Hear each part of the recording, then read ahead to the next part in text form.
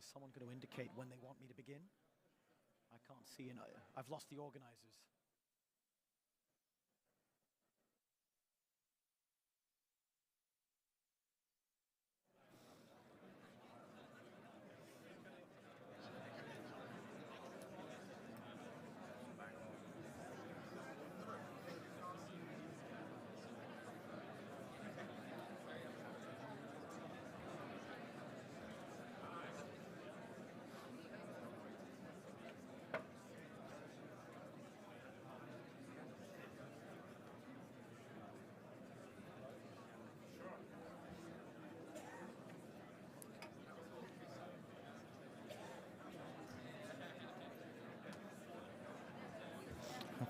I presume I should kick off at some stage, right? Yep. Good afternoon, everyone. Could you please take your seats? Thank you very much. If you could take your seats.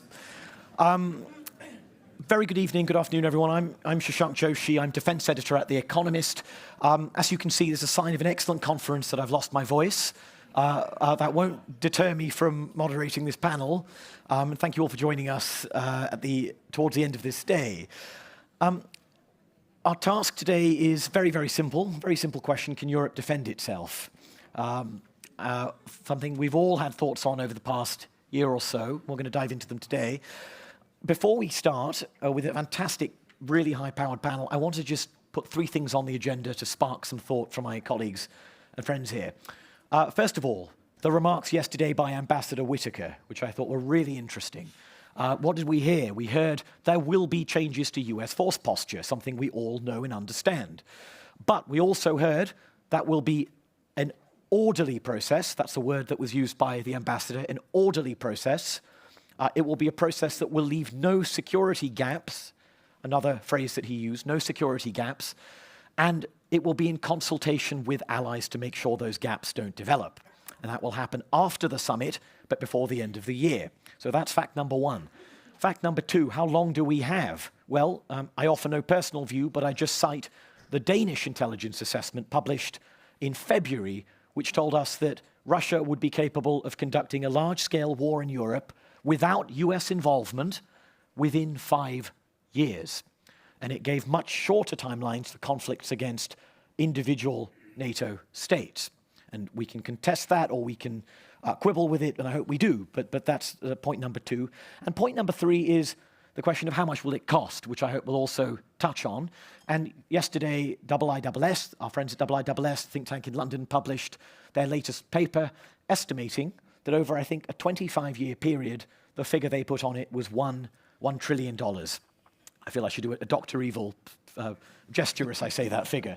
And again, I look forward to hearing from my colleagues whether they contest those sort of numbers, whether they think those are realistic, and whether those our spending plans are within our reach, given the investments we heard about yesterday on our various NATO panels. So to begin with, I'm going to ask all the panelists to begin with the same thing, to remark very, very briefly on this fundamental question: can Europe defend itself? And Camille, I'm going to come to you first, because not very long ago, you wrote an excellent paper for the Belfer Center, I think, looking at filling some of those security gaps that America may leave behind, and you offered a sense of a blueprint or a timeline or a plan for how they could realistically be filled. So can you give us a sense of your response to any of those provocations at the beginning, but also give us a sense of what did you conclude from that exercise? No, first of all, it's really a pleasure to be back at Lennart Meri and to be with such excellent colleagues. And I think the bottom line of this conversation is really, when we start having this discussion of can Europe defend itself with less America or with no America, we tend to jump to the drama of what are the gaps. And there are obviously a number of gaps. And it is a fact that the Europeans have been quite complacent for decades and have relied too heavily on US assets. And this is something that has been a fact. What is interesting with the IISS study and the $1 trillion figure is that if you look at it as they do, as a sort of blueprint for replacing US capabilities, it is a decade or more endeavor, and $1 trillion over a decade is roughly what the Europeans are intending to spend on top of what they're spending today. if they do achieve their spending targets. And so it's not something that, $1 trillion sounds out of reach, but it is fairly reasonable when you think of it. Then coming to the numbers and what needs to be done.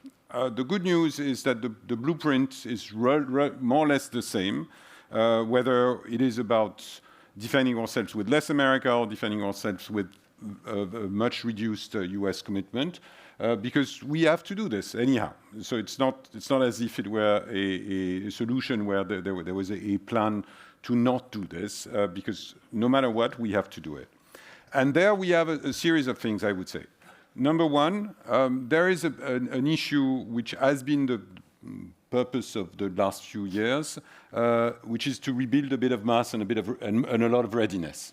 That has been the challenge for military colleagues, and this is something that is absolutely necessary, because that has been the challenge for the European forces to lack mass and readiness, because for 20 years, we've been, or more, we've been focused on out-of-area operations that didn't require neither mass nor a lot of high readiness forces. It means, buying boring things, spare parts and ammunition, doing lots of training. All these things are not super visible, but they require money. Number two, we have to, and that's becoming a little more challenging. I'm going from the easiest part to the most difficult part, is the Europeans need to produce more of what I call the cavalry, i.e. we cannot rely solely on the United States to respond to a crisis in the short time. And that is demanding, especially for the medium and large European allies, that will need to be able to deploy larger forces in the event of a crisis to signal to strengthen the deterrence posture and signal our ability to face such a crisis, essentially to deter a crisis to escalate into a conflict. It is demanding, especially for the largest countries, but I think it applies to a country like the Netherlands, which should definitely be part of that conversation. I'm saying the Netherlands because you're here, but it is something that is there. Then, going to the next step, and I'll be quick, there is an issue where the dependencies are the most visible. It's on strategic enablers. Those strategic enabling forces, it is where the US capabilities, the gaps are the most visible. When you look at, high-end fighter aircraft on a peacetime establishment, as the commander of AirCom says, there will be 600 fifth-generation aircraft in Europe soon. 500 and plus of those will be European. So that's not where I put the emphasis. I put much more the emphasis on those strategic enabling capabilities, ranging from ISR, so intelligence, surveillance, and reconnaissance capabilities, so large drones, both medium and high altitude, airborne surveillance, integrated air and missile defense capabilities, electronic warfare, anti-submarine warfare. I mean, those are quite expensive tickets and quite demanding. But this is where we really need to rebalance the situation and the dependency on the US, because on these capabilities, and the more exquisite are the enablers, the more dependency we face, for instance, on space assets, and we see that. So all of this sort of describes a good list of a good to-do list, where, by the way, the European Union can play a part in funding and developing those capabilities. As Commissioner Kubilius has been saying, there's no reason whatsoever why 500 million Europeans cannot defend themselves against 140 million Russians without 350 million Americans. Including in a situation where we outspend, GDPs are 10 times larger than the Russian GDP, and we outspend the Russians 3-1 in real terms, and we're currently on 1-on-1 in purchasing power parity. So all of this suggests something. Then there are obviously more demanding things, and we'll probably come back to that in the discussion. Some of the intelligence capability is going to be very hard to build something that is comparable to US assets.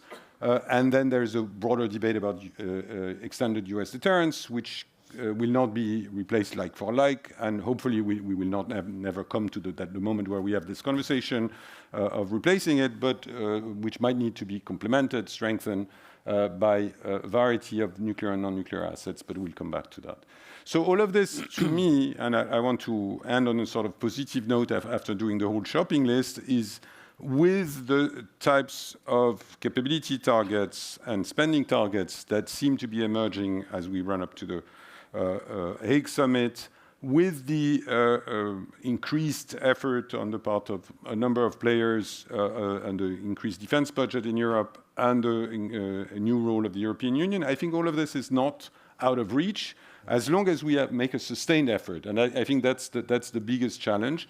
It cannot be a bushfire that lasts for a couple of years. Thanks, Camille. Excellent way to kick us off.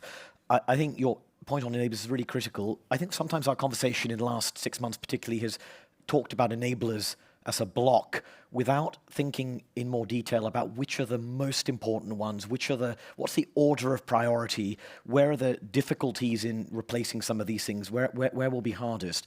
The other point you raise, I think, is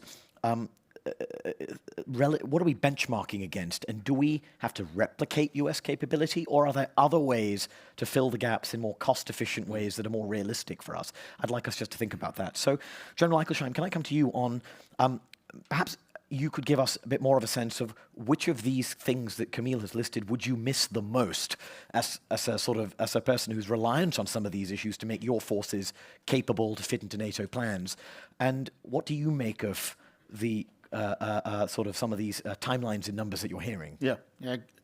An excellent question, actually. But first of all, I think, are we capable of defending ourselves as European nations? Yes, we are.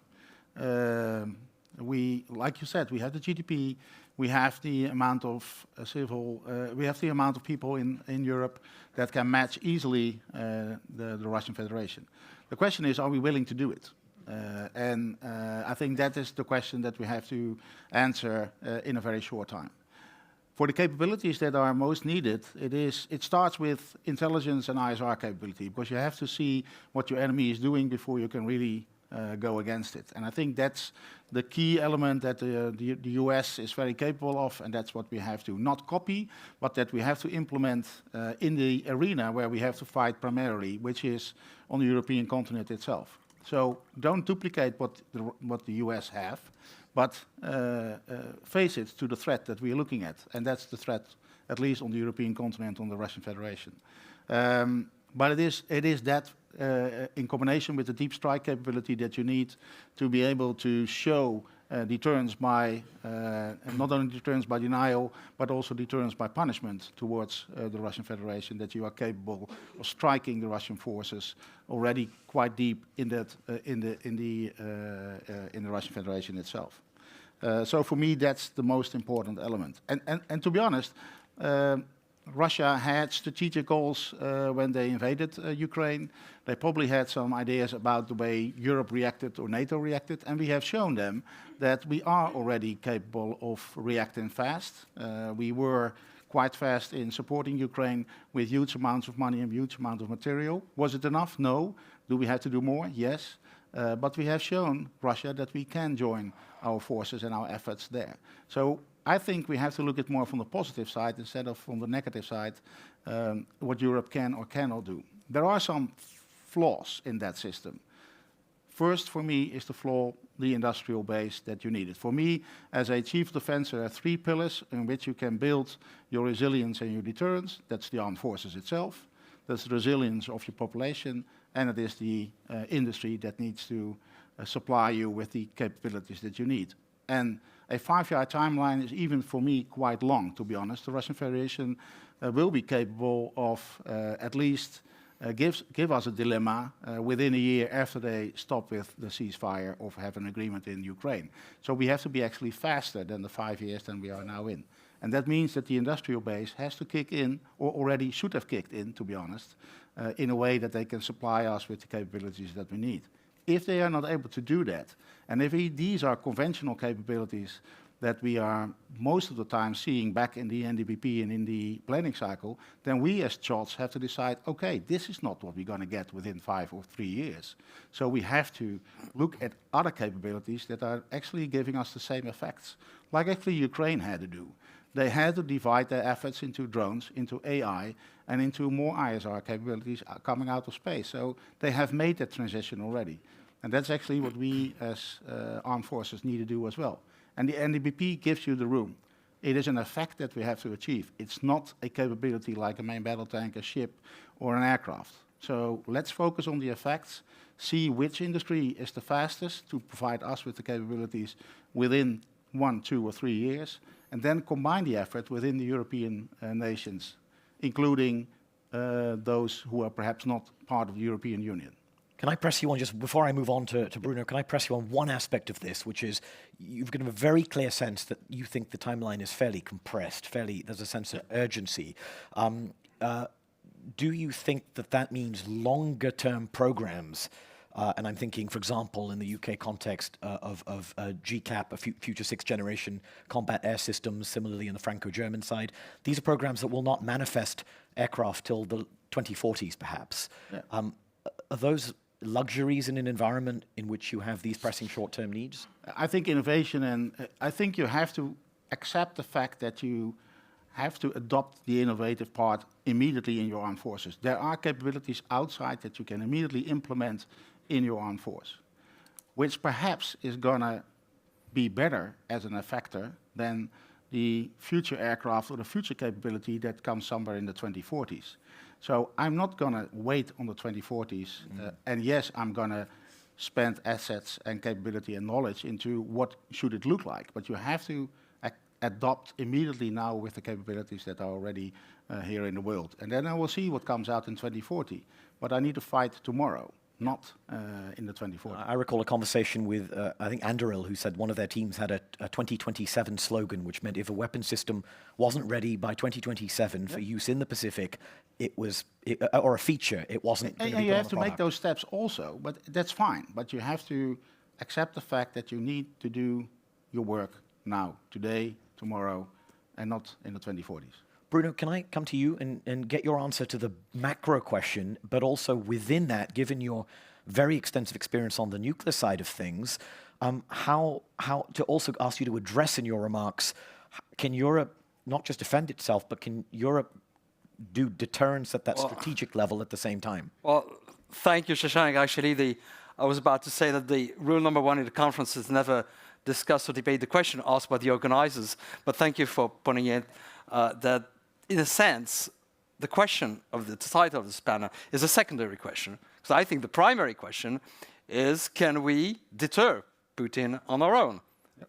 Of course, these two questions, the two answers are interrelated. Maybe we'll talk about the nuclear element later, because I think there's a lot to be said, but a couple of basic points. First of all, will it be necessary? Okay, I think everybody in this room agrees that Russia will be aggressive in the next 10 years. If it loses Ukraine, it's going to be aggressive. If it wins Ukraine, quote unquote, I don't think it will be aggressive too. But we should bear in mind that not everyone throughout the European continent is persuaded at this point in time that there's a real, genuine risk of Russian significant military aggression in the next 10 years. If there is a stabilization in Ukraine, whatever it is, a lot of Europeans, believe me, and I don't rejoice in that, are going to say, oof, okay, let's stop talking about war and peace. So that's point 1. How much will the US be there? I mean, I take Ambassador Whittaker's words, but I'm sorry, saying orderly and Trump in the same sentence is just only mildly convincing. So what needs to be known, we don't even know whether, if the US role is really dramatically reduced, how much will Canada, I think we can count on Canada, how much will Turkey be a partner with us? I don't know, I think the wrong way to approach these questions is exactly, I like the way you framed it. Replacing capability for capabilities, like for like, is the wrong way to address the issue. You said maybe we can do things the same way but smarter. That's the right way, I think. By the way, I seem to recall, but maybe there's IIS analysts in the room, that in 2019, to do without US commitment, I think the Europeans, to defend Lithuania, I think, and Poland, they needed 300 billion. So inflation, was it, François? Yes, thank you. So, I mean, I don't know if there's inflation or something, but I mean, these calculations, let's beware of such calculation, especially since we have to be careful about the kind of message we send. Yeah. If we say we have to do this, otherwise we're screwed, sorry for my French, and we don't manage to do it for whatever reason, what kind of a message does it send? So I think willingness to defend ourselves is as important as capabilities. Timeline matters. Are we talking about 2027 or 2037? Okay? Timeline matters a lot. So, I mean, of course, it's a very analytical question, but you can't answer this question by yes or no. Simply, let me get back to finish on the key question. To deter Putin, as Europeans, with a reduced US presence and uncertain US commitment, okay? How do we instillate in Putin's mind, or his successor's mind, the idea that we will both be united and ready to defend ourselves? It's not an easy thing. Collective deterrence without a leader, by definition under my scenario, is not an easy thing to do. There would not be a European leader without the United States. It would not be Germany, France, the Netherlands, Italy, Poland. You know, it would be collective by definition. And that's something that I think, you know, in a sense, the nuclear element to which I think we'll come back later is Don't underestimate I did mention the Netherlands precisely. But don't underestimate it. No, I don't underestimate anyone. I'm just challenging the idea that there will be a natural European leader. There can't be. If the US is not there, NATO won't have a leader, period. So anyway, that's all for the conventional element, and not for the real fun part that will be later on the nuclear dimension, if you're interested. Thank you. We are very interested, and that's brilliant. So, you know, spend smarter, not duplicating, replicating US capabilities. Be wary of being paralyzed by big numbers, and that crucial question on how do you shape Putin's mind, which is getting back to the core of deterrence. There's a psychological relationship with an adversary, not a numerical or bat calculation. All of them really valuable points. Before I move on, I do want to press you though, because if spend smarter, not duplicating things, effects, not capabilities. If Chris Cavoli was here, I can imagine him maybe rolling his eyes, going, "If I had every chod who stood in front of me telling me they're going to spend smarter and not give me what I've got on paper." Are there any examples you can give me? But you can we think we can really try and understand that point of what it would mean. Look, we can do things more effectively. The other my co-panelists are much more qualified than I am on this. But I suspect the idea of replacing like for like is something, it's not the direction we should go to, because we are, in a sense, we are condemning ourselves to a line of rezoning, which I think is dangerous, because I'm not sure we would succeed in doing so in the next 10 years. Camille, very briefly? Very briefly, I think the Ukrainians have taught us a lot on this point.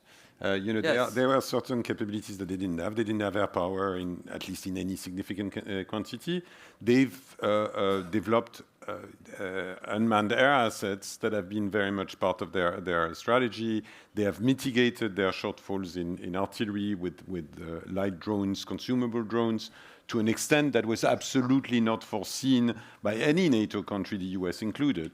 So my point there is to say that there are indeed ways to mitigate shortfalls that are disruptive in essence, and that can help do this. I agree with you nevertheless, and when I was at NATO, I would always push back on national armament directors or defense planners that would say, I have a super sophisticated cyber effect that will do the same thing as a long-range missile. Sometimes, hard power needs to be hard power. Yeah, good. There are two examples that are actually easy. That's deep strike capability. Okay. You can produce and procure the Tomahawk for a large amount of money, which we as the Netherlands will do. But on the same side, we are building and producing on large scale, actually, deep strike drones that can reach 2,000 kilometers with the same payload. And they can be purchased at a lesser amount of money and in huge amount of volume. And of course, they are more vulnerable for the effects of the Russian Federation, but still, that's a capability that you can achieve easily. If I look at the NPP, I'm tasked to build a battalion or a brigade consisting of main battle tanks. And the number says, this is the 53 main battle tanks that you need. And I say, I don't need 53 main battle tanks. You want me to give an effect that normally was achieved by 53 main battle tanks. And Ukraine shows me that it's not only the main battle tank, but it's also the drones that give me that capacity. So that's the way that I look at fulfilling what the NDPP asked for me. And Chris actually agrees with this. Okay, we'll have to ask him. We'll check. We'll come back to deep strike. General Merilo, can I come to you? Again, the big question, can Europe defend itself? But also to just put to you this question of European self-confidence. Because when I look at our discussion of a European coalition of the willing in Ukraine, I see it marked by a sense of hesitation and skepticism in the very idea we could do this. You know, I saw, I can see Michael Kaufman there, who wrote a very good piece for War on the Rocks with Jack Watling, who may also be somewhere here, who I saw earlier. And they both outlined a force that they felt would be plausible, would have combat value, could respond to various Russian axes of advance. But to many Europeans looking at a piece like that, they felt, this doesn't look like us. We haven't got the wherewithal to do it. So do we have a confidence problem as well in our ability to use military force? Yeah, first of all, I think it's relatively clear that we are now leaving the challenging times and we have entered to the dangerous times. And in this regard, I think there is no point to ask, can Europe defend itself? We have to just recognize and accept the reality that Europe must defend itself. And it's quite clear if we look how Russia prepares to escalate. So it's quite clear escalation will follow. Where, when, and how it looks like, we will see most likely in the near future. Also, if you look back what's going on in Ukraine, one of the most important lessons what we have learned is that in case of Russian aggression, you have to win the first battle. That's exactly what happened with Ukraine, and that's the main reason why they're still in the 4th year of fully conventional war. They can hold the ground and push Russian attacks back. This is the key, and that's why it's not enough anymore just to prepare for war, but we have to achieve the readiness to win the war in the very beginning of the conflict. And that's the most important thing. I think the problem is in our heads. We have not yet realized the reality. We still have some kind of illusion that everything just go away. Also what we made as the Western Hemisphere, the mistake that we made in 2022 was that in the very early stage of the conflict, a lot of European nations said that no boots on the ground. Doesn't matter, but no boots on the ground. Fortunately, we had self-confidence to support Ukraine. But today we have already reached a new point. We have launched the discussions not only about boots on the ground, possibly in Ukraine, but also different activities to deny Russian freedom of action in all domains, including in the air domain. Let's look back what was our message in 2022. I'm frankly saying that we killed the credibility of the Ukrainian deterrence by our own, let's say, passive statements. So that must be corrected in our heads. Also, as we already heard from my good friend Camille coming from the Netherlands, we all think the same way in military because we have gone through the same educations, different schools, but the main idea is the same. We have to approach the enemy as a system. And we know that system depends on the critical nodes in it.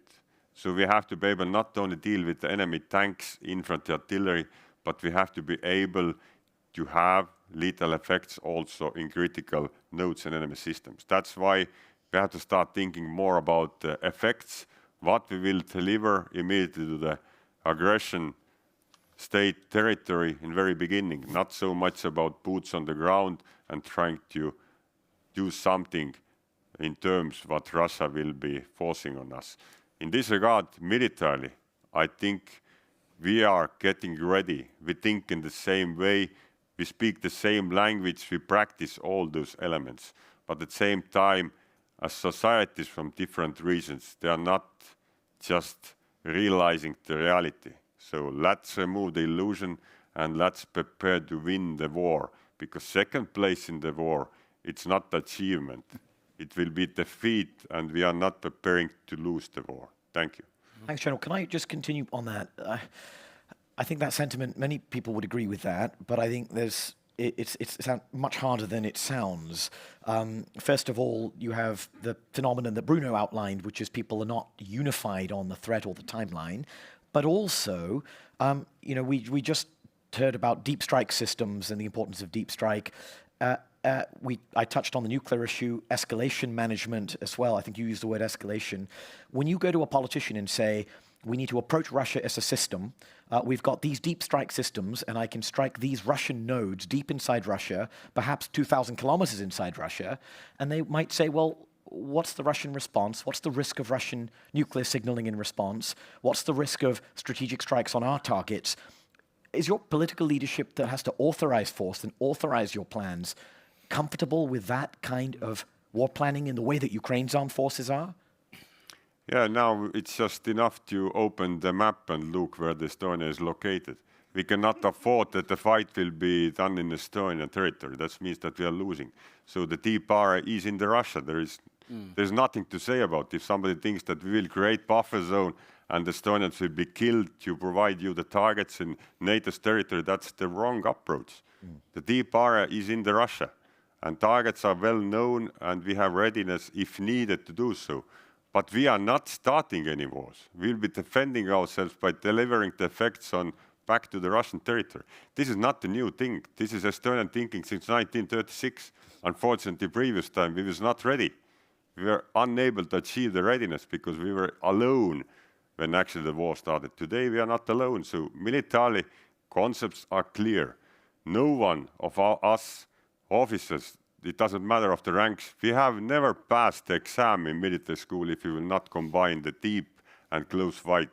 You will just fail in exam. So why not to speak and prepare to execute those concepts? There's nothing to be afraid of. This is the clear message to the Russians that we are ready, and they will lose from the very beginning. Currently, they still believe that they can win, and this is the biggest danger, because there is also great opportunity about the miscalculation. Russia will miscalculate once again, same mistake what they did in 2022 attacking the Ukraine. That's still there. That's why there is no point to talk about any timelines. It doesn't matter, is it 2, 5, 10 years? There's no alternative to the military concepts, but we generals eagerly try to convince politicians. That's how we build up capability targets. That's how we're preparing to win the next war. We don't want the war. That's why it means that we have to be, once again, we have to achieve the readiness to win it. Don't tie our hands by saying that don't do this one. This is the military concept. We have to just figure out how to do it. As already said, we have to find alternatives. We have to build up mass, which will be also reinforced with technological advantage comparing to the Russia. And this technological advantage must be affordable. We cannot just add additional money to the defense budget and increase price of the weapon systems which are 10 or even more years old. That's the key. Thank you, General. I want to come back to the nuclear question now, because it seems so critical as the backstop to so many of these other forces and other questions. NATO's willingness and ability to strike deep into Russia will depend to some degree on the confidence it has on being able to manage escalation, and that will rely in turn on nuclear deterrence, strategic forces and other forces, and other kinds of deterrent forces, nuclear and non-nuclear. And I really want to drill down into this.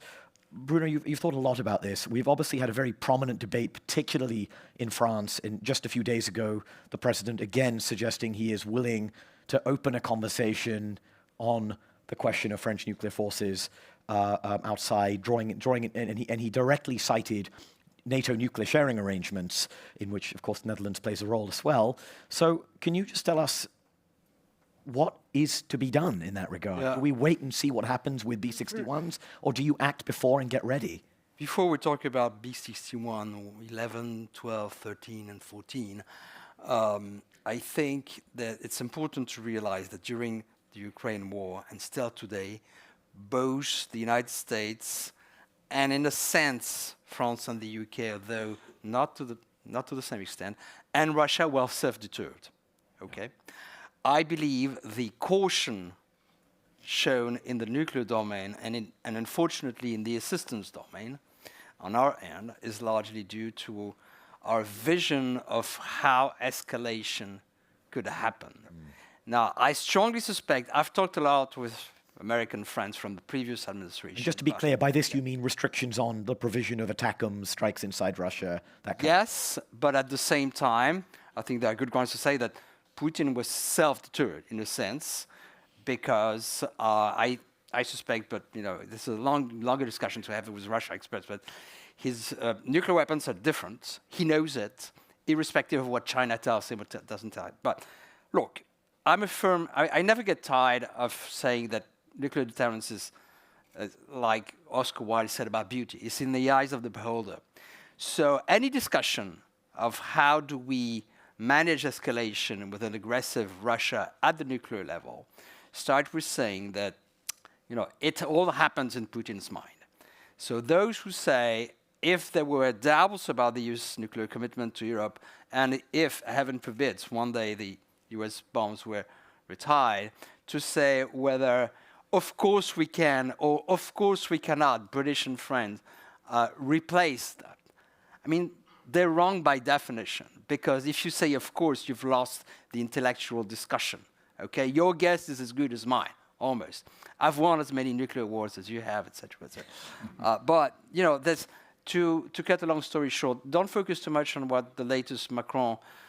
How can I put it? You can feel that I'm. that sigh. Well, he was not as rigorous as he should have been when discussing publicly those questions, because I suspect of his own self-confidence, which matters in the nuclear domain, by the way. But there is no intention, no plan, and no reason at this point to consider a French hypothetical replacement of the US nuclear sharing by a French nuclear sharing. Okay? Now, what happens in certain scenarios 15 years from now is a different question. But I would just caution about anyone saying, well, you can't have the Brits and the French replacing the US because they don't have enough weapons, not enough. No, this is a complex, necessary, legitimate discussion.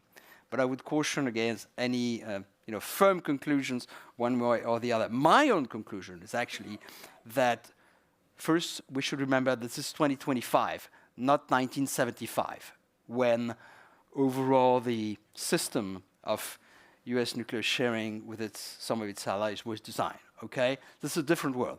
Nuclear weapons have not been used for 80 years. This is not 1975. The final point, because it relates to the question of self-confidence, which is a highly important one.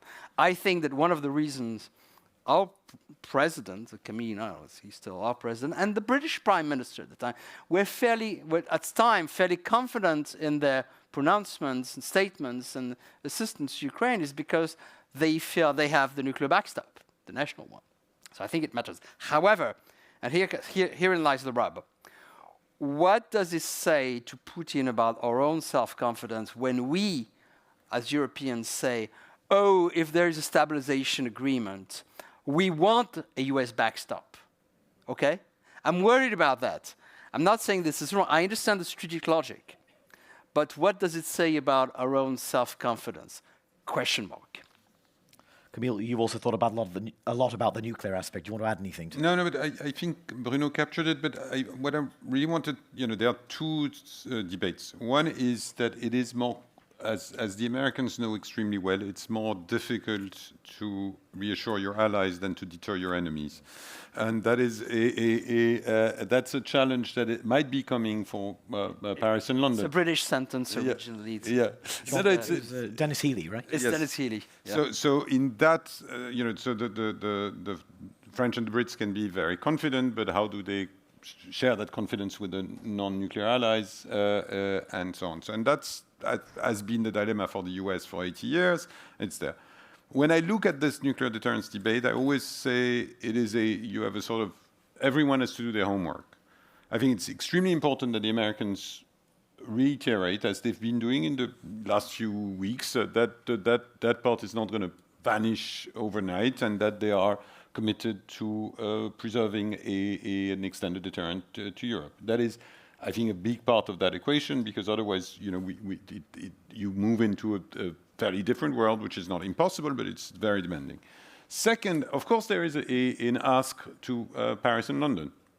And that, we've been saying since 1974 that the British and French nuclear forces play an independent role, deterrent role in a NATO context.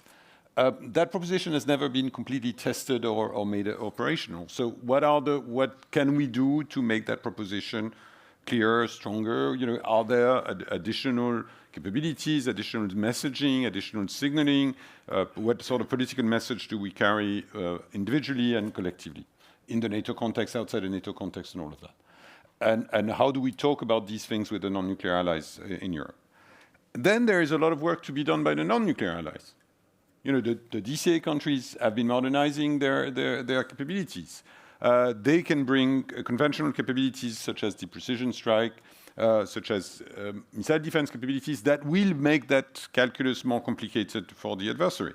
So we are all part of that. And I'll end by saying that it is interesting when you look at the big debates we had about nuclear issues in the Cold War history. Sometimes we forget that many of these debates were prompted by the non-nuclear allies who said, you know what, I really want to be part of this conversation. You know what, I really want to see more of this here. The whole Euromissile moment was started by Helmut Schmidt in a speech at IISS saying, I want I want us to counter the Soviet deployment of intermediate range nuclear capabilities. It came from a non-nuclear ally, a German defense minister. It was not the US alone deciding to do X, Y, and Z. So we have to do things together, and we have to make that conversation. And I think we're in one of those moments. I'm going to open up the floor in just a couple of minutes, but two questions first. One on back to the United States and force posture, and General Eichelsheim, I'd like to start with you on that, which is, Camille said the blueprint's the same. If it's with the US or with, if whatever the US, the blueprint's the same. And I want to challenge that and just ask you, how can we possibly have a summit where we agree big spending targets and capability targets when we will not know the scale of the gaps that may open up in these critical enabling capabilities later in the year, and how their magnitude, their timing, their size, their nature, how does that work from a planning perspective? Because it seems to me, if you have a pot of money, if the whole is if the Americans are with you for another 5 years and commit to that, you can spend your money on one thing. But if they're saying the ISR is off to the Indo-Pacific because Samuel Paparo wants it, then it's another thing. Make that make sense. Yeah, well, first of all, we all understand which capabilities these are. So we know those now. We know which strategic capabilities are in the hands of the US and which we don't have as European nations. So you don't have to wait for any NWP new target that's coming after you. You can already imagine which capabilities you have to increase your efforts at. But the existing NDPP does not compel Europeans to develop indigenous sovereign ISR of an American standard. So we're not planning on filling that gap as of now in our plans. But it should be. I think the mistake that we could make, but I'm not doing that, is that we don't have a discussion about the fact that we were going to lose part of the strategic capabilities where we have to already invest in, despite the fact that I have other capabilities to fulfill. Because what you have to do is which are the ones that I have the most priority to fulfill the fight the fastest you can. So for me, I can easily tell my politicians, I need to invest more in ISR or more intelligence, despite the fact that it's not in my capability targets now. There's no reason not to do that. So I can have that discussion easily without having a NDPP who forces me, in a good way in this case, to make some choices. So you have to have this conversation right now. And there's nothing wrong with that, I think. Okay, General Merilo, I want to come to you lastly before I open it up on the question of offense and defense and the balance. Clearly, integrated air and missile defense is a huge challenge and a huge topic inside NATO. On the other hand, there is also the view that it's so incredibly eye-wateringly, horrifyingly expensive that we are better off as an alliance focusing on offensive deterrence by punishment rather than deterrence by denial. I know the answer might be tempting to say you need both, but money is limited. So do you see a trade-off, and do you see what sort of position do you stake in that debate? Thank you for the questions. Of course, everyone knows that every defense includes also offensive activities, otherwise you will lose any fight. But we also understand the critical vulnerabilities linked to everything what is actually helps you to deal with the threat coming from the air. Integrated air and missile defense is the challenge, but at the same time, once again, we have to look onto the map where we need them most urgently if something goes wrong in current situation. If Russia decides to escalate, there is geographically only a few locations from where the attacks can come and from whose, let's say, territories they have to pass first. So we have to combine everything what we have, and we have to locate them in the right locations until we build up the capabilities. So the air defense bubble must be readjusted in accordance with the possible threat scenarios. At the same time, also there is urgent need to develop new alternatives. We are still relying on the old systems. Patriot, which is the very famous one, but it's very expensive and significantly old. We have to figure out something new which is more affordable. But at the same time, combination of the deep precision strike capabilities and defensive capabilities, that's the key. If you cannot defend your airspace, you must have the ability to destroy the launcher site somewhere else. And that's why also this is today more affordable. This is the concept what is a little bit easier to execute. So there is no excuse not to defend ourselves. We have to just combine different concepts and methods which are already existing. But air defense, this is the clear, but once again, you have to have the shield and you have to have the sword. You have to use them both anytime. Okay, thank you. I'm going to open it up, hands up, and I'm just going to see what the spread of the questions is. Can I start right at the back? I'll take them in groups of three. Right at the back, then James Share over there, and then Charlie caught my eye over there at the front, please. Hi, Ann Daly from RAND.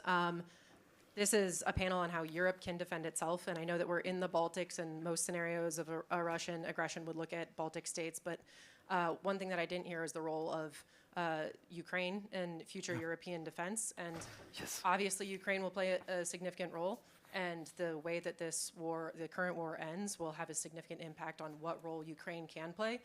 So what are you as chiefs of defense and folks who look at a more strategic picture of Europe, what would you encourage needs to happen in terms of supporting Ukraine and enabling Ukraine so that if there is Russian aggression in the future, that Ukraine can play a significant part in that defense? Thank you. James Share over there. Is there a microphone for him?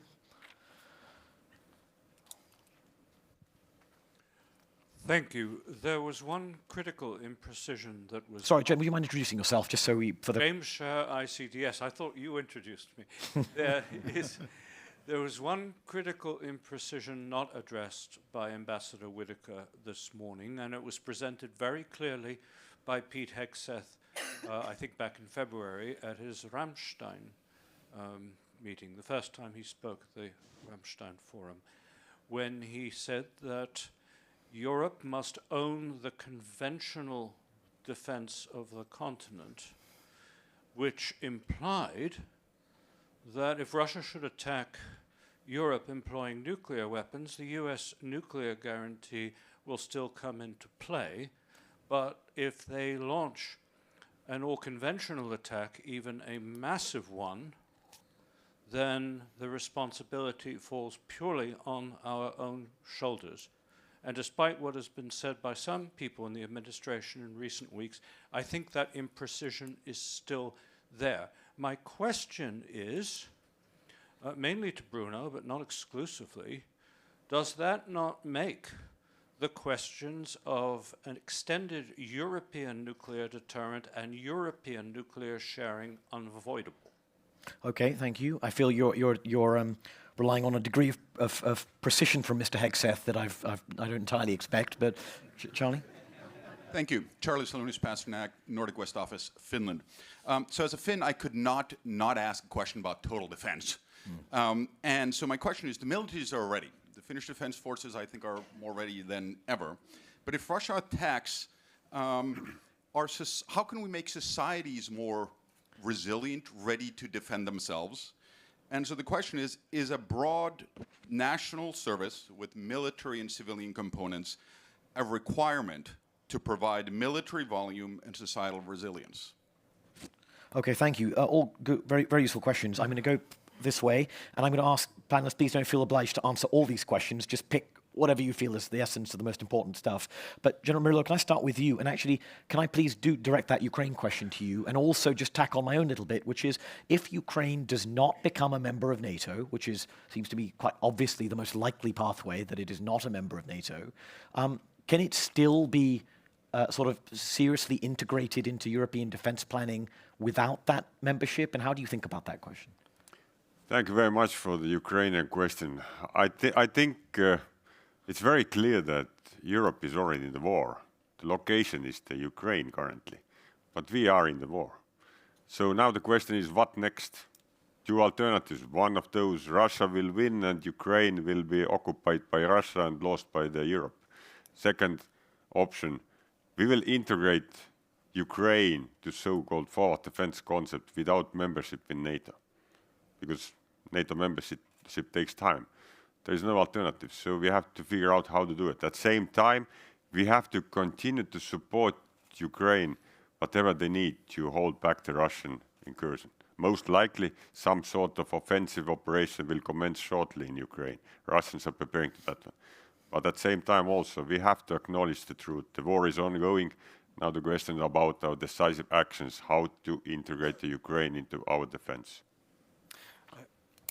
Yeah, I wanted to say something very quickly on the question of air and missile defense. As much as I strongly agree with you, let's not forget that European public opinions over the past 3 years have seen missiles, bombs, and drones raining down on Ukraine, but also on Israel.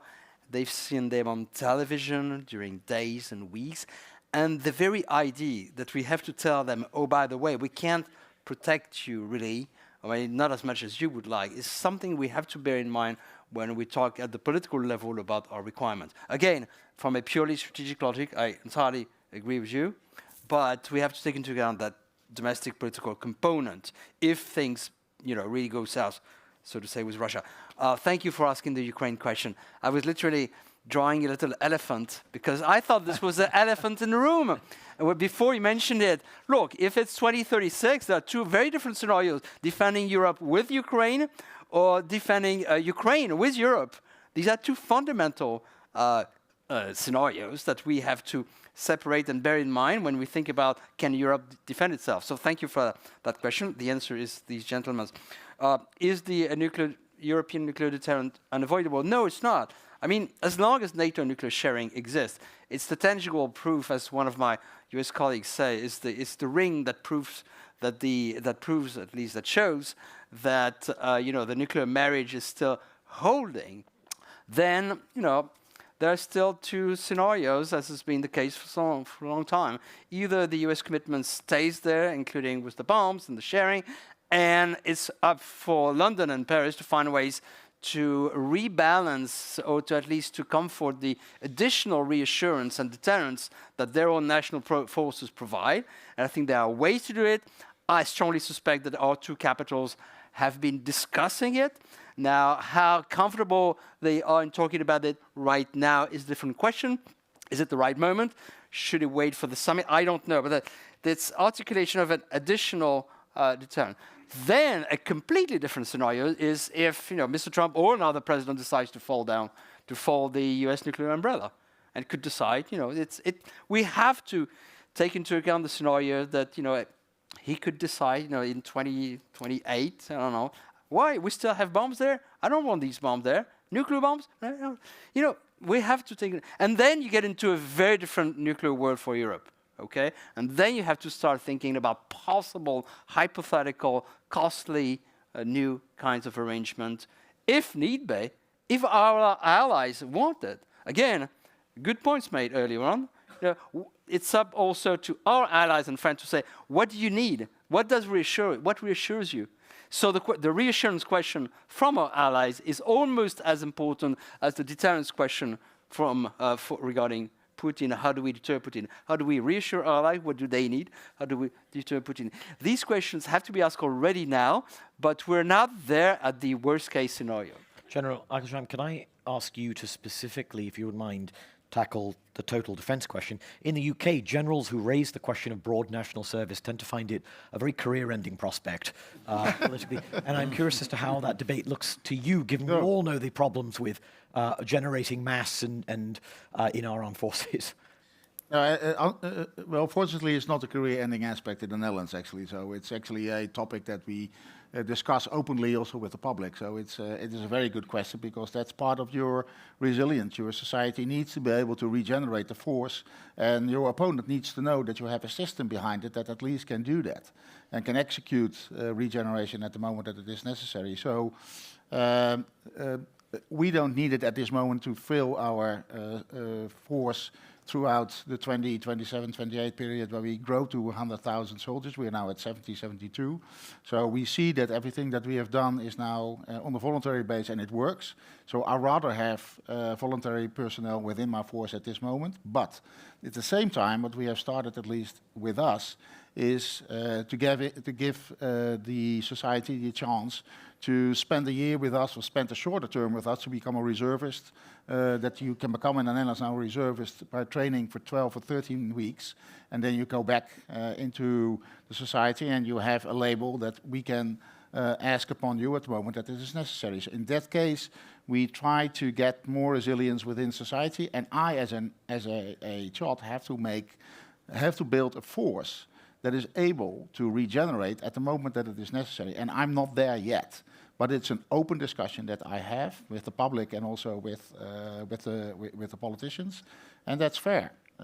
So somewhere along the line, you need this service, because you are ending out the troops because they're fighting here in Estonia and Latvia, and we will need to regenerate that. So for me, it's a clear point. You have to have that in place in your force. You have to have that in your society. There's more actually to resilience. We are not at the level as Finland at this moment, definitely not. But what we have done is that we have, I think, made a very good effort to get companies and to get the other departments online. So what do I need as a chief of defense to be able to let my force do the fight, but still the Netherlands needs to be protected. And the Netherlands needs to continue, although it will get a missile on Rotterdam, or it will get a missile on our electricity grid. So the electricity owners understand now that they have to be more resilient to get through that period. So that's at least not only the discussion, but we have very well in place what is the vital infrastructure. And it's what you said, Boris. I can't protect all the vital infrastructure in the Netherlands, so we have to make choices. So Amsterdam is not important for me, so we're not going to protect it. It's Rotterdam that's important, so I'm going to protect that, and that's a fact. I might check with you on the protected locations before I travel to the NATO summit in June. Camille, you have your pick of questions. No, every question has been answered, but not by everybody. So let me just add footnotes. Please. I think on the Ukrainian dimension, it would be completely absurd from a European perspective, and that's something that really matters when we look at any type of peace settlement, to see the Ukrainian armed forces constrained, reduced, disarmed, because who would want to give away 900,000 Ukrainian soldiers, including a significant portion that is battle-hardened, for the defense of Europe as a whole? You know, I think it would be a big mistake to sort of look at a system where, because that would free additional resources for the other scenarios on the Russian side, that would be something that is damaging. So I think they are very much part of the defense of Europe, even if they are not fully integrated in a NATO construct or something like that. On James' question, where you have a point is that I think it's difficult to disconnect the conventional from the nuclear in the US case. There's always been that very strong feeling that the US military presence in Europe was making the extended deterrent commitment stronger. It's the Churchill say, I need a US soldier in Europe, preferably dead, because that is the connection. So this is something that that's a bit of a hard point in the exit point of saying, you're in charge of the conventional deterrence and defense of Europe, and we are there in the back for the nuclear part. I think the two are connected to a point. Of course, the numbers, the locations have varied over time. Finally, on the total defense and Charlie's question, I'll turn this into not a joke because I genuinely believe it. I think a lot of the NATO message to Finland has been you have to NATOize and to be and so on. I think NATO countries have to Finlandize in a way because I think the Finnish model is in a way much more valuable for that. And when we look at it, the Finnish model was, yes, we have the stockpiles of ammunition and spare parts. Yes, we have a total defense. Yes, we have a robust and capable reserve. And this is something that NATO has not been asking to most of the allies for the past 3 decades. So this is something that we have to and it's good that Finland kept it. And I think Finland, from that perspective, looks a bit more like a model for the rest of us that have moved away from that. That doesn't mean that everyone needs to have a quarter of the population ready to fight. That would mean about 15 million French with a gun in their home. But but still, it is a path that is worthwhile taking into account as we do the planning for the future. Yes, Camille. As a Briton, I firmly oppose 15 million armed Frenchmen. Okay, well, let's be very quick in our questions, and we'll be quick in our answers. 13 minutes. Let's go through another round of 3. Francois at the front. There's a lady right at the back, and anyone in the corner over there who I haven't asked. Okay, over there, please, Charles, over there. Thank you, François. François Heisbourg, FRS and IISS. You asked the blueprint question. And no, the blueprint is going to have to be very different, and not only for various reasons which have already been given, but Europe faces a basic strategic asymmetry. And we pointed out the positive asymmetries earlier on. We have a bigger GDP, we have a bigger economic base, we have more people than Russia, and so on. We have no strategic depth. Ask our friend from Narva. And we used to have a strategic hinterland called the United States of America.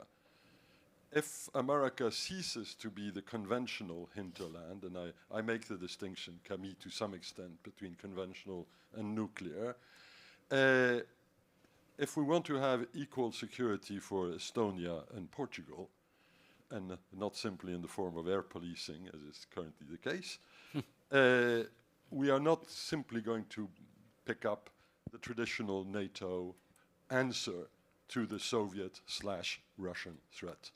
I suspect that the way to fill the gap left by the Americans... Francois, I need a question fairly briefly, because time is ticking. And the question is the following, and it builds on what James was saying.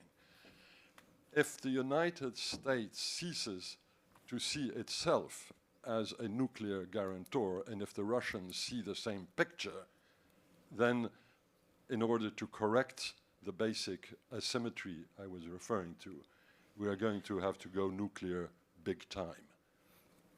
Okay. At the back, please. Who was it? Yep, there we are. Hi, thank you. Tori Taussig, Atlantic Council. I think this has been a very refreshingly self-confident, optimistic panel about Europe's ability to defend itself. Bruno's kind of disagreeing. In the near future, if U.S. withdraws some capabilities. But I haven't heard as concretely whether Europe in the very near term can provide the capabilities for a reassurance force in Ukraine at the same time as building up those enablers, capabilities that the United States might pull out. And I don't think that's a question for 2037. I think that's one for the very near term. So if you could provide the same analytic capability depth that you have to Europe's own defenses for doing both at the same time, that would be appreciated. Okay, thank you. And over there? Do we have a... Oh, you have a microphone. Charles Grant, Centre for European Reform, London. Nobody's mentioned yet strategic autonomy as a concept of helping Europe to defend itself better. When Macron launched the idea a few years ago, Germans were not very enthusiastic, nor were the Balts, because they thought it could undermine the Atlantic Alliance. But now with Trump too, isn't it time for strategic autonomy? And if it is, shouldn't the British be part of it? Okay, thank you all for those questions. Let's go at this time this way, and we have just under 10 minutes, so we'll all have to be fairly brief. Camille, particularly going nuclear, do we go nuclear big time? Do we, does it make Eisenhower sexy again? That is an interesting visual that I didn't necessarily need. Let me no. I think if we are, I think the dilemma is exactly the dilemma the general pointed at us. Is the early days of the offensive is where we have to succeed. The point is not in freeing the Baltic states after they've been occupied. And I do remember a very good Estonian friend when there was a bit of complacency at NATO on the fact that the Russians have failed dramatically in the spring of 22, reminding us that yes, they failed dramatically, but they've more or less seized a couple of Baltic states and are still holding them.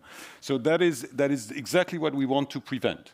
And that is a combination of conventional capabilities and nuclear deterrence. So what I mean by this is that it needs to be very robust on the conventional side to make that type of task extraordinarily demanding and complicated to eventually lead to a failure of such a move, combined indeed with a robust nuclear shadow in this.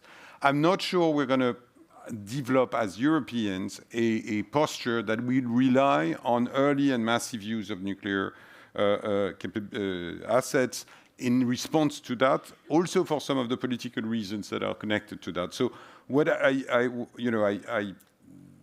partially disagree with you, François, on this, is to say that if we over-rely on the nuclear assets in the absence of the Americans, as a scenario, we create a situation where it makes it tempting to do the conventional testing for that. So we really need the robust conventional defense and deterrence.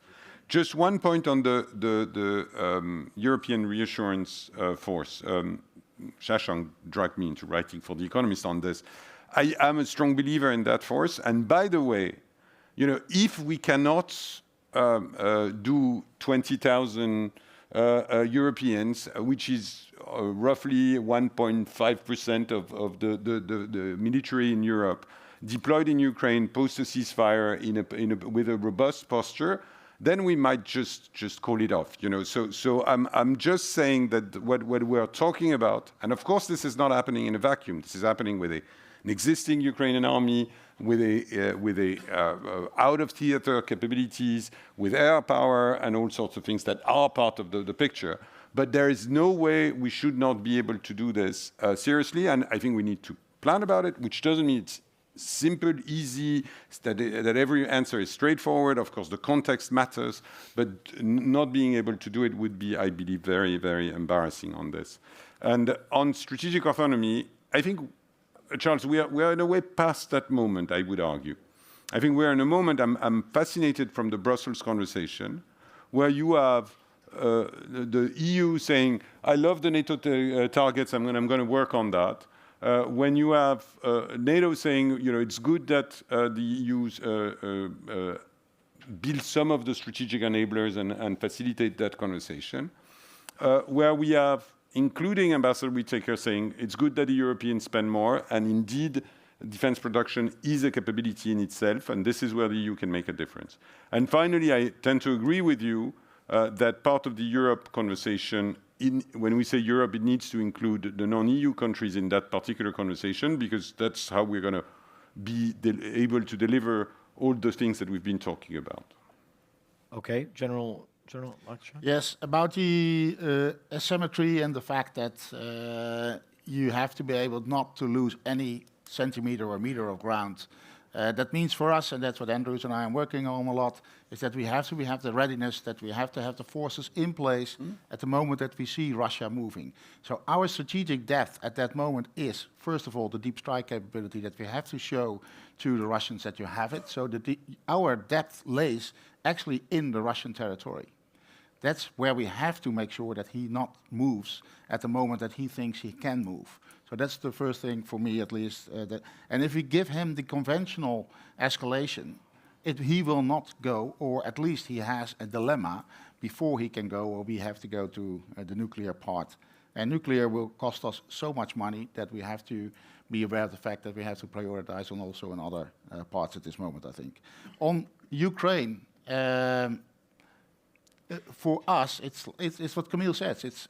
If it is 20,000 or 30,000 or 40,000, it's a small number compared to what we have available for the defensive of the alliance. So for me, it's a non-discussion almost on the numbers of the personnel that is needed to support Ukraine. The biggest problem for me is the industry, because we have to give Ukraine new capabilities throughout the future. We need new capabilities, and where is the industry that's going to provide this for us? So that's why I said in the beginning of the panel, we have to go another way on parts of that, but industry has to kick in more than they have done in the past. I'm already past the point that I think they're going to do it within the next 2 years, because they're not going to do it. So we have to make other choices how we can build our own force on a different and on a new way. But still, industry needs to kick in the end, to support Ukraine as well. And we need to find the money, because the US is not going to do it. So we have to find the money with the European nations and with Ukraine to support them throughout the next years and make sure that they are developed well and regenerate the force in the time that they have left before a new attack will come. Do you mind if I pause you there, General? Because I'm worried about the time. If I You're worried about time. If you don't mind, Bruno. Yeah, okay. Yeah, quick. Sorry, Chair. Yeah. No, go ahead. Very quickly. No, the question of strategic autonomy is very. I mean, it's largely a question of enablers and nuclear. Okay, and it's obviously with the UK, therefore not principally in the EU. I mean, it's a short answer to your question. The UK and other non. Can I make one comment? The rhino in the room. Sorry, I talked about an elephant in the room. Was it a two-finger intervention for Bruno? Yeah, one comment on UK. I love the UK, so they need to be part of it, but don't buy a Challenger, but buy a Leopard, and then we have one tank, and then we can fight. Okay, I'll pass it on. Bruno. And I like Francois' question because it's the rhino in the room. It's not big, but it's significant. It's more dangerous than an elephant in the sense. Is there a scenario where we could have to think about more bang for the euro? Yeah. I think yes. It's very hypothetical, but we do have to think about it, because this scenario is not about numbers, but about threshold. So the conversation is would not be about going back to 1975, but that's for nuclear nerd, for going back to 1965. So you see where I'm getting. I'm sure there are plenty of other. It's a question of nuclear threshold, not of nuclear numbers. That is not Eisenhower, but Tom Schelling, in a sense. I think that scenario exists, and we do have to think about it, because this is really terra incognita for Europeans. Thinking about possible nuclear escalation with Russia without having the United States immediately present is a hugely, I don't know how to characterize it. It's new, it's important, it's dangerous, and we're not ready for it. But we may have to think about it. It's not for now, but it's not so improbable that we should not think about it. General.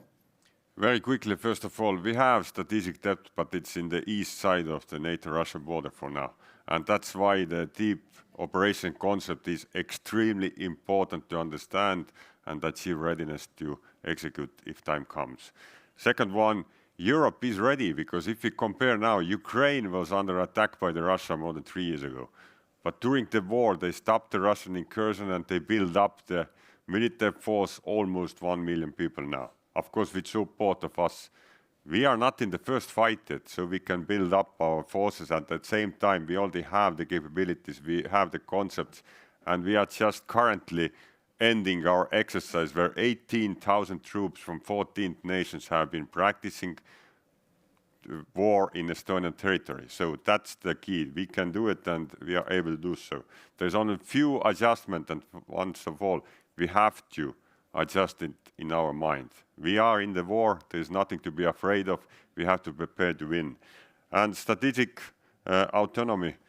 Let's look back to the NATO Article 3. It clearly states that all members must have the initial self-defense capabilities to be able to contribute to collective defense. So if US will pull out from Europe, what I don't personally believe, we are able and ready to close those capability gaps. But we already know but US is our friends. We have been in different locations, including some fights together. They will not leave us. They are not run away. They give us time to fill those gaps. So do not be afraid. There is no reason for that one, but we have to prepare to win the next war. Thank you. Thank you, General. I'm going to just...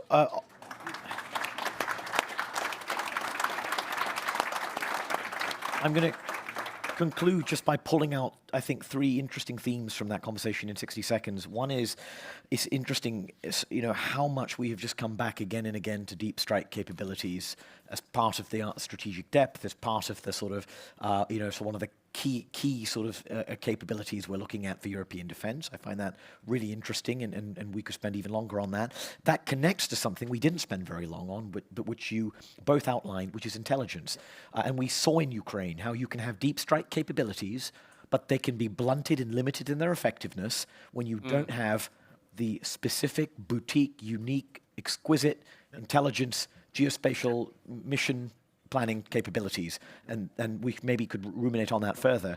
Number 2, psychology at the fundamentals of all of this. General Merilo, you said the problem is in our heads.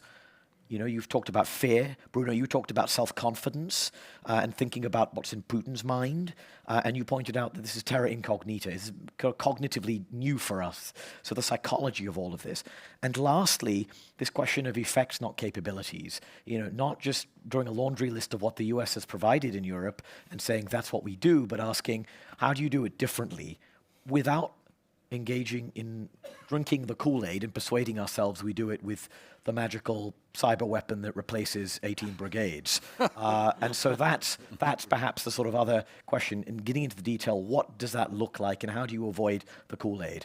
So with that in mind, will you just join me in thanking our excellent panel and for all your great questions?